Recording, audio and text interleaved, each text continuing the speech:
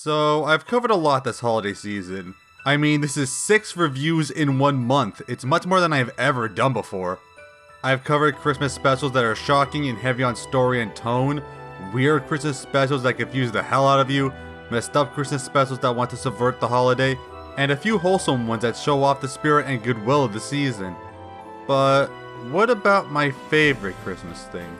What Christmas special or movie means the most to me, and I feel is the one that best shows off the holiday and makes me feel unlike any other? Well, there's only one answer to that. To me, it's Klaus. To me, there hasn't been a more beautiful, heartfelt, and just masterful Christmas movie or thing that I've really seen. Like, I seriously cannot get over how much I love it so much. It exemplifies everything I love about the holiday and so much more, and it never fails to make me emotional with how many times I've seen it. And it's weird because on paper, it really feels like it shouldn't. It's an unorthodox origin of the Santa story that doesn't have too much of the things we expect at first.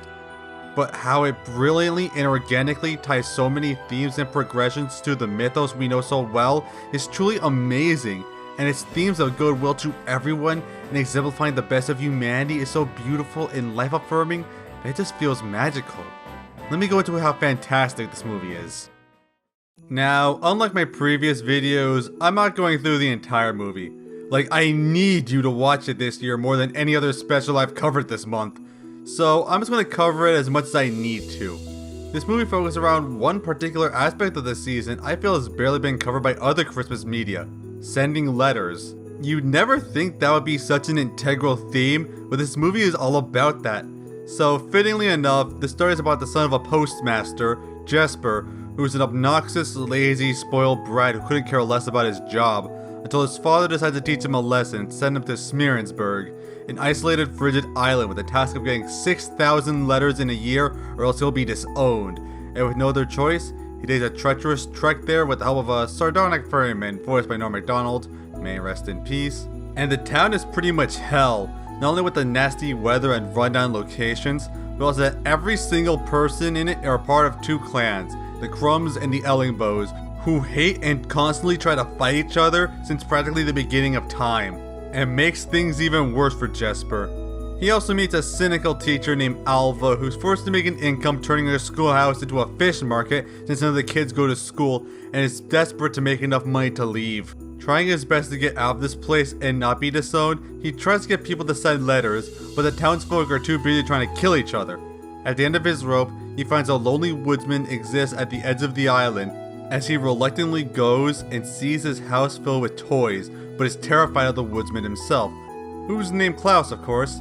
But Klaus, through a bit of, I guess, unearthly intervention, picks up a drawing by a lonely kid Jesper dropped and tries to get him to write a letter, and forces Jesper inside his house to give him one of the toys. However, this sparks something in the town as word spreads, and the other kids start writing letters to Klaus to get presents. Jesper uses this opportunity and convinces Klaus to work together to get the kids presents and then get more letters.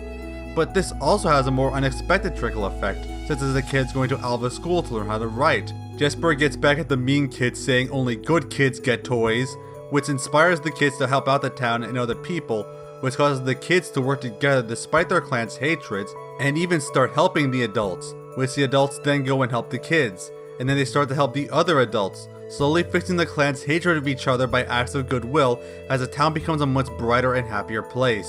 Now again, I'm not going to give away the entire movie, please check it out, but you can see the more unorthodox introduction of Santa Claus and how the film carries out the themes of goodwill during the holidays. And as I said, it doesn't have many of the classic tropes and aspects of the modern view of Santa has. It's not the North Pole, Santa is a woodsman in a town of violent people, he's not even called Santa, just Klaus. He doesn't have elves or magic or anything. But I love how the movie still makes it work in a weird way. This movie really naturally works how Santa gained these aspects about his mythos in such an organic and reasonable way. It even works since, in the movie, Klaus is such a mysterious figure in the village that people start making stories about him and how he does what he does. Even if a lot of it is done and even perpetuated by Jesper, like him being able to fit inside the chimneys and him knowing when every kid is naughty or nice. It's a really interesting way to establish the Santa mythos, and it makes sense with the progression and the world introduced. But I should get into the main characters. Jesper is our main character, and I can understand why some might not like him and find him intolerable. Well, from the start, he is a whiny, obnoxious jerk who's constantly trying to manipulate people. But you know, that's literally the point. He has a character arc through the movie. It's easy enough to understand his position since Smearensburg is such a hellhole and he would want to get the hell out of there. But with the help of Klaus and Alva, he grows to appreciate the joy in helping others, the importance of friendship and community, and how meaningful even the smallest act of goodwill can be. People have compared him to Kuzco from Emperor's New Groove, and yeah, pretty much, but Christmassy. I mean, he's not as bad as Kuzco was at first, but like that movie, the entire movie shows his development to care about other people. It also helps that, like Kuzco, he has a particular snarky charisma to him that makes him entertaining and pretty funny at times as well. They also do a lot with the physical comedy of him and his gangly proportions, primarily how he has to sneak and break into houses, and how much he's thrown around by the warring clans. They did a surprisingly good job with him, and his character arc is well felt, and especially his growing relationship with Klaus. Alva is another important character, and also works as a foil to Jesper, but has her own character arc. Alva already was a loving and charitable person before she arrived in town, longing for the opportunity to spread joy and teach children, but the bitterness and hatred of the town has long since turned her sour to her dreams and hopes of helping the town's children. Now all she does is make a living off of selling and gutting fish for the meager money it makes and save it to leave town and start somewhere else. And that has turned her cynical and aggressive to pretty much everyone, even Jesper, who's not having his goofiness once he's so close to leaving. Even when children actually come to learn thanks to Jesper's intervention, she's a hard time letting go of her own bitterness of the 5 years of disappointment she's had. But she slowly opens up again, given the chance to help these poor kids, and gives up her opportunity to get out of town and try again. And it reinvigorates her love of giving and helping people she once had, now seeing Smearensburg as the perfect place to live out her dream. And it's a really compelling subplot in a movie all about compelling subplots. And yeah, eventually Jesper and Alva get together and sparks a romance because, well, of course it is, you can see it coming a mile away, but it works well enough. It's kinda sweet, especially how both grow to learn to love and appreciate others and the act of giving. Alva relearning it after years of cynicism, and Jesper learning it for the first time. For the other ones aside from, well, the big one, there's really not too much. Jesper's dad isn't really too interesting, though we do get a little bit of death later on. Morgan the ferryman doesn't have that much either, aside from just being a funny jerk who makes fun of people, mostly to Jesper. But Norm Macdonald gives him such charming charisma with that it works well and never goes too far. He knows when to pull it back when needed, though he doesn't have much of an impact on the plot itself. The only other characters of note are the clan elders, who don't really have much of them aside from being bitter, angry, and kinda goofy. They have some fun interactions though. Who? I mean, how have we never defeated you? But of course, we get to Klaus himself. Now, Klaus isn't really what you would expect. He comes across super cold and threatening, where at first Jesper thinks he's gonna kill him whenever he got near them. Klaus also has a surprising character arc through the movie, which is not what you would expect from the Santa. He's cold, distant, and super gruff and barely talks. But a sliver of that wholesomeness shows in his love of giving and helping out kids. He does keep the core of what makes a good Santa, despite what he might appear, with his kind heart, love of giving, and love of bringing joy to children, and belief of goodwill to all. But it also doesn't shy away from the tragedy of his character, which I won't get into, which is super emotional and compelling. But inadvertently, through the help of Jesper, does he regain his jolly and good nature, and to have a very nice chemistry with each other, as they get to know each other better and form a legitimate friendship. J.K. Simmons also plays him very, very well. I never really thought of him as Santa, but he's surprisingly really good at it. He has the gruff, threatening nature of him. Where's this? What? As well as his boisterous and loving side later on. You know what? We're doing it. What? You're doing what? The Christmas thing. His booming voice works great for the character and character design. Speaking of which, now I cannot possibly talk about the movie without talking about the freaking phenomenal animation. Like, look at it, it's so freaking gorgeous! It's one of the best looking 2D movies I've seen.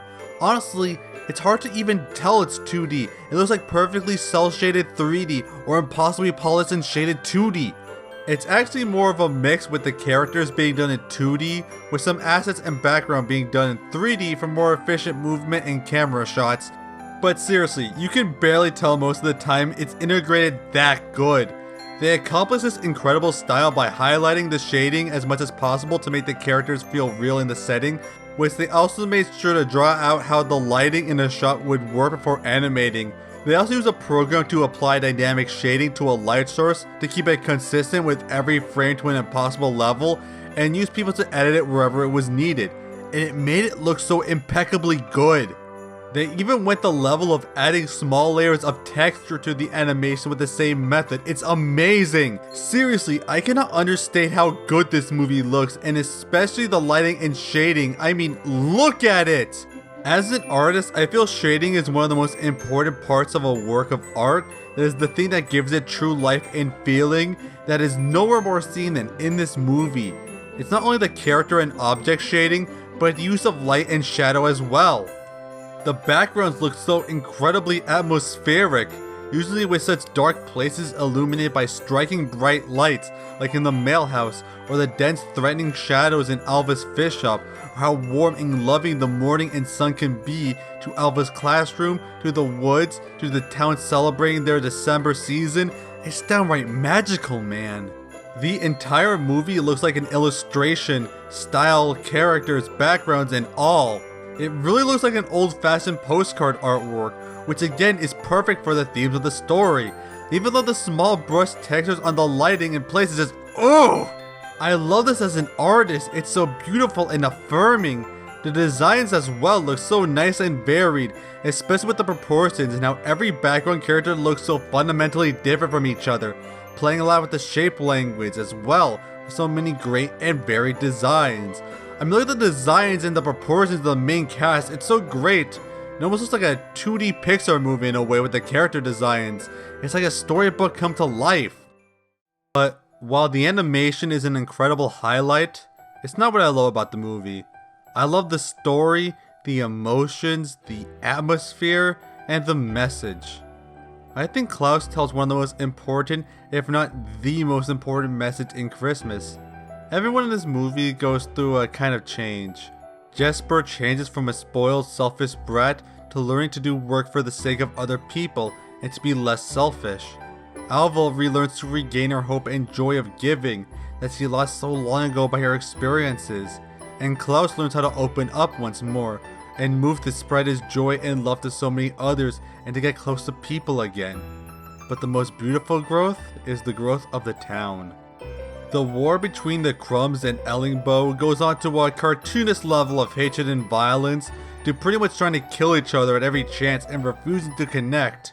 But through one act of goodwill, through Klaus's gift to lonely kids, does it spark them to do nice to others, both clans bonding over the gifts they've received and the camaraderie of it all, not only doing good for themselves and their parents, but also the other adults in town, no matter what faction they're in. And the adults feel that urge to give back as well, and do nice for the kids, and then inspires them to do nice for the other adults in the town, and then slowly but surely diffuse the tensions and hatred between clans, all from a small gesture of goodwill. As Klaus says, "A true, selfless act always sparks another."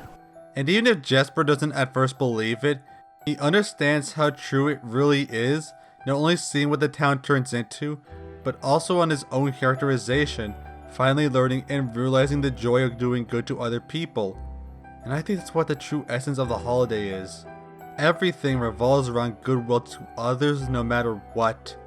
The gifts we give to make our friends and family happy, the bonds we build as a family to appreciate each other more than any other day, and the charity we give to those less fortunate, purely for the act given by the season. It's a miracle this even happened at all. A time of year where people are encouraged to become better, to give to others who have less or nothing, to show our appreciation, and just so many acts of goodwill to every man. It's truly beautiful. It's a true magic of the season. It's what makes the season so important. It's a time of the year that shows the best of humanity, to break away from our faults and just embrace the good side of life in general. And this movie really shows that, unlike anything else I've seen. It's practically life-affirming in that way, and it's done in such a beautiful, fantastic way that I really don't hesitate to call it the best Christmas movie, or at the very least what I feel from what I've seen. I seriously cannot think of anything really wrong with the movie. I'll admit the climax did feel a little forced, but it's still visually fantastic and pushes the animation even more than it more than makes up for it. This movie does such an incredible job handling the story of an unorthodox Santa Claus, but also making the story and progression so tightly knit and organic that it feels practically realistic, even the way rumors and myths are made up in the actual story. And despite that, it still keeps a certain level of magic and mysticism, perfect for the story and atmosphere it tells, and one that pulls on my heartstrings for the sheer wonder and magic of it all. I'm really not afraid to say this movie makes me cry whenever I see it, and I just think it's a complete masterpiece. Nothing really comes close to it in how much I love it. I still think it's relatively unknown, and by God, it deserves to be a holiday staple, so please, watch it however you can. Put it on this season, and get to know the complete wonder, magic, and spirit of the holiday, the importance of goodwill to all, and the strange, but beautiful, origin of this Santa Claus. And yeah, this movie hits really hard to me. For the longest time I've seen such cynicism and hatred online discussions, and I just don't think that's helping. It's really just making us worse that this attitude of hatred is being more and more accepted. And I try my best to help people see the good in media, the things they might have not appreciated before, or to gain a better light of what they do. It's pretty much my mission with this channel, and hope that my content has helped at least a few of you to gain more appreciation and love for the media you've seen, or yet to see, and I've encouraged you to watch it. I'm very thankful for my channel growth during this rather short period of time, and I really hope you've enjoyed the content I've been making. Don't worry, I'm not slowing down anytime soon. Hope you have a Merry Christmas, and I'll see you next year.